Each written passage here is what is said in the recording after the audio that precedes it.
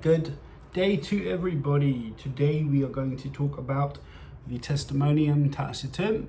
This is probably the second greatest pagan attestation of Jesus Christ in the early second century.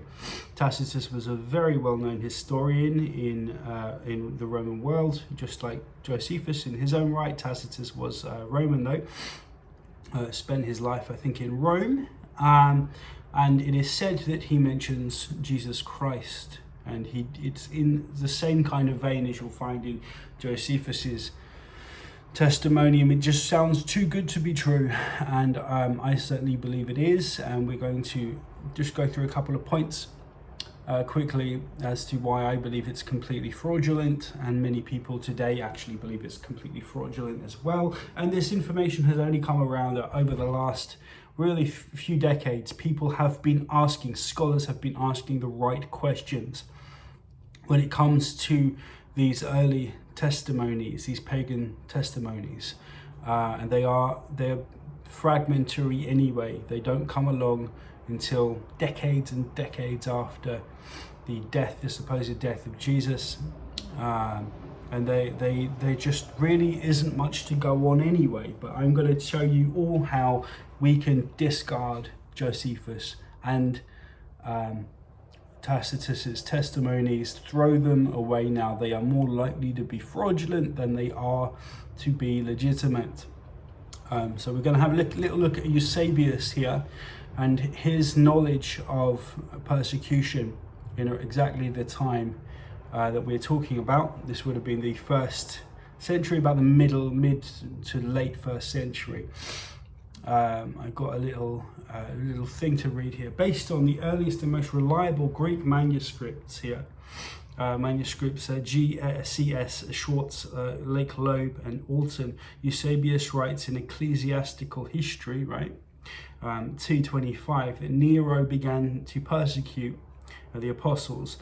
Paul was beheaded in Rome. Peter was crucified. So he does say this. This is writing in the early 4th century now. He cites Gaius of Rome about the tombs of Peter and Paul, cites Dionysius of Corinth, confirming their martyrdom under Nero, right? And I don't believe this is even particularly true. I think these are retrofitted histories that come with people like Eusebius, who was one of the most prolific writers on Christian history. He, of course, comes like centuries after these facts. Cites Tertullian, Apology 5, saying Nero was the first to persecute Christians. So Nero was the first to persecute Christians. I don't believe that. There's no evidence for Christians in the first century, but for any contemporary sources and near contemporary sources either states that many Christians suffered cruel punishments during Nero's reign, right? Notably absent is the mention of the Great Fire of Rome.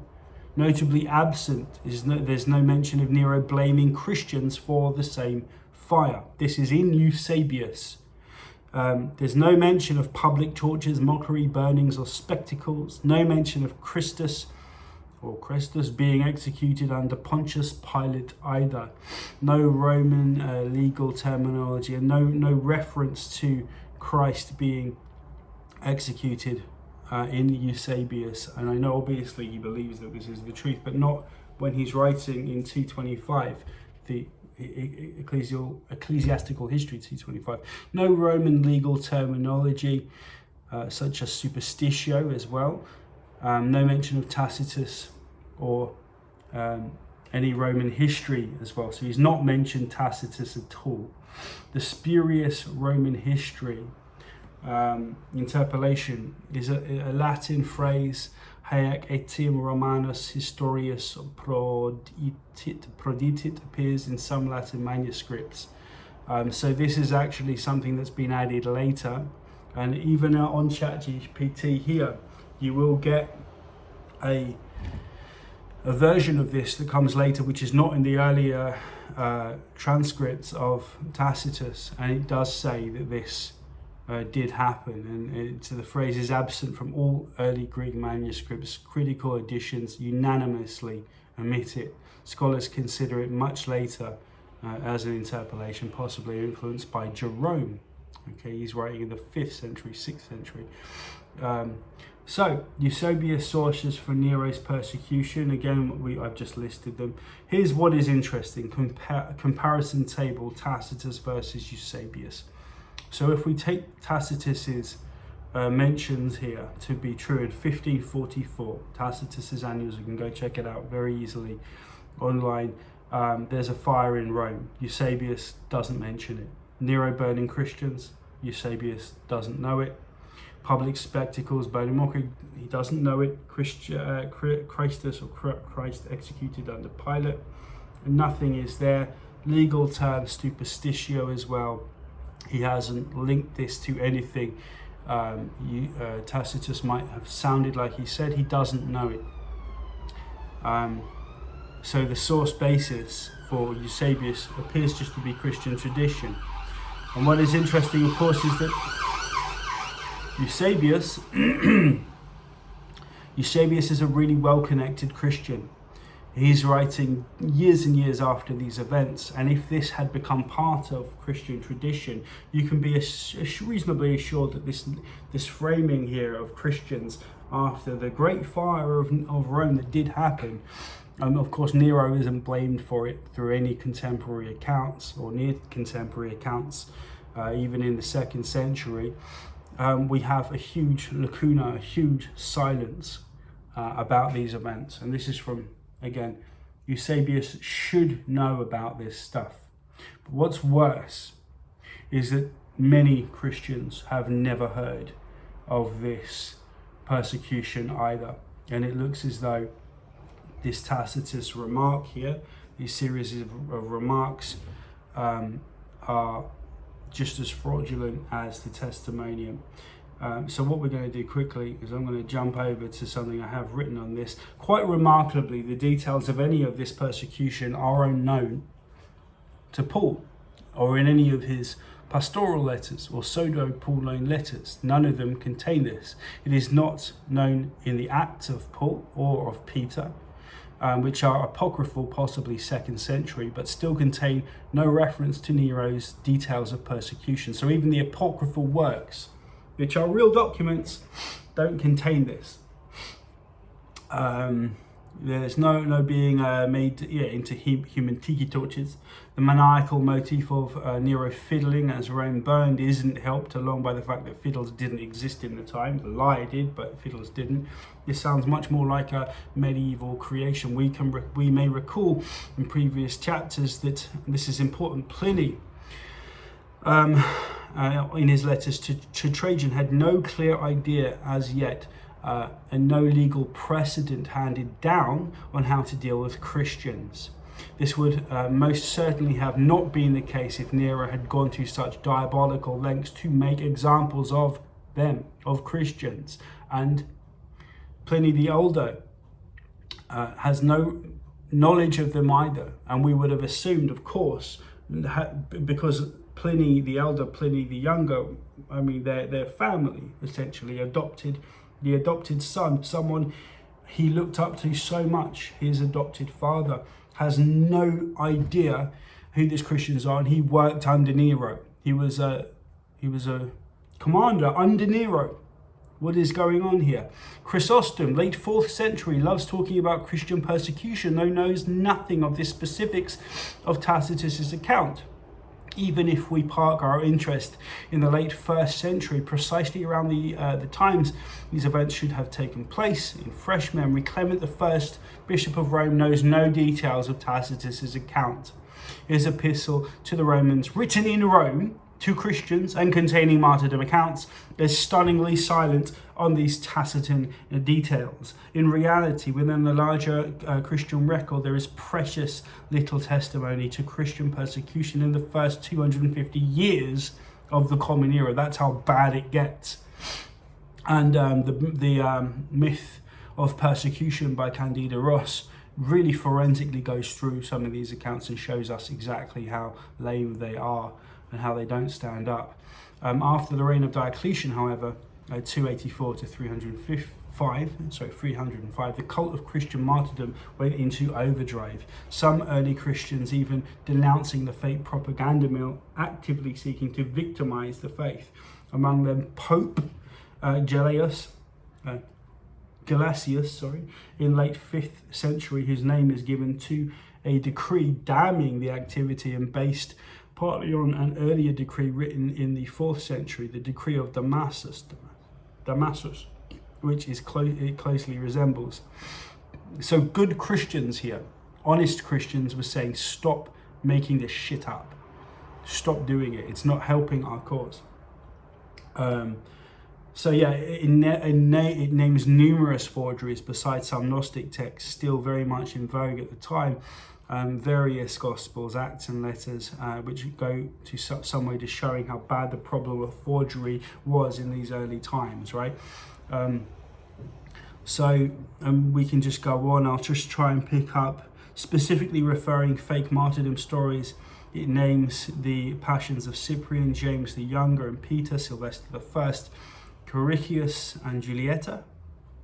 The passion of the Holy Innocents, nowhere mentioned in history, in early history. The acts of Mary, St. George and St. Christopher, all wildly fantastical and obviously forged documents. Even Christians leave the testimony and Tacitus out of their work or any detail therein. So Christian fathers and Christian commentators alike listen to this, such as Justin Martyr, Irenaeus, Origen, Tertullian, Eusebius, Jerome, Augustine of Hippo, Lactantius, Orosius, Sidonius, Apollinaris, Cassiodorus, and Sulpicius Severus, with a caveat, and I'll just talk about him in a moment, appear to have never seen this passage. So no one knows it in these early times. Nobody knows it. This is found in the medieval times, in a period and in a place where there is rampant Christian forgery going on. So yeah, it doesn't look very good for this testimonium, and it was read by, I'm sure we can be assured of it, like early Christians, and Romans would have probably let this out as well. They would have talked about it as well. Now, there is a moment here, I know there's a bit here I want to just talk about quickly. It's about Sulpicius Severus, and he was writing around 400, maybe 410. And he says something that's really interesting, and he never attributes this to Tacitus, but he basically says the same things. I'm just trying to find it here now. So he actually gives us a version of this account, and here it is. So I will just read some of it, and what I think has happened is that this guy writing, Sulpicius Severus, Chronicle of the World, chapter 29, book 2, is actually the author of this mention, and it's quite interesting. I'll show you why in a moment. And in fact, Nero could not by any means, he tried, escape from the charge that the fire had been caused by his orders. He therefore turned the accusation against the Christians, and the most cruel tortures were accordingly inflicted upon the innocent. Nay, even the new kinds of death were invented, so that, being covered in the skins of wild beasts, they perished by being devoured by dogs, while many were crucified or slain by fire, and not a few were set apart for this purpose, that when the day came to a close they should be consumed, to serve for light during the night. Now this is essentially a paraphrasing of Tacitus's remarks. All we have to do is try to figure out what the direction of travel was. Was this the first mention? And later on, medieval historians just adapted it slightly, added a little bit, but you've got essentially the whole thing here. And scholars look at this and talk about the exquisite tortures that is here. Nero obviously blamed for the fire. This is the first time in history that this is mentioned. The being devoured by dogs, crucified or slain, and the being used as I said before, human tiki torches, all come from this account. Now, what is so interesting is that this account here doesn't contain the Jesus, and I actually had this highlighted at the top. That passage there doesn't contain this. Christ, the author of this name, was persecuted by the procurator Pontius Pilate in the reign of Tiberius. It's not in Sulpicius Severus's account. So is this an interpolation upon an interpolation? You would assume that Severus would have wanted, as a Christian, to put this in, but he didn't. So it looks as though this has been put in, added later. All worth thinking about. It's all very interesting. Now there is a bit about Christians, and it says in Tacitus's account Christians, and then it flips to Christ. Okay, and this is not original, right? So he might have been talking about Christians. The problem is that Chrestus is mentioned by Suetonius as someone who was around in the 50s and in Rome, and an impulsor, an aggressive character who started a rioting in Rome. So Chrestus exists, and Chrestus was a name common in ancient Rome, and in Latin it means a helpful one or useful one, usually applied to ex-slaves. So it looks as very much like this is complete rubbish. It's not something that is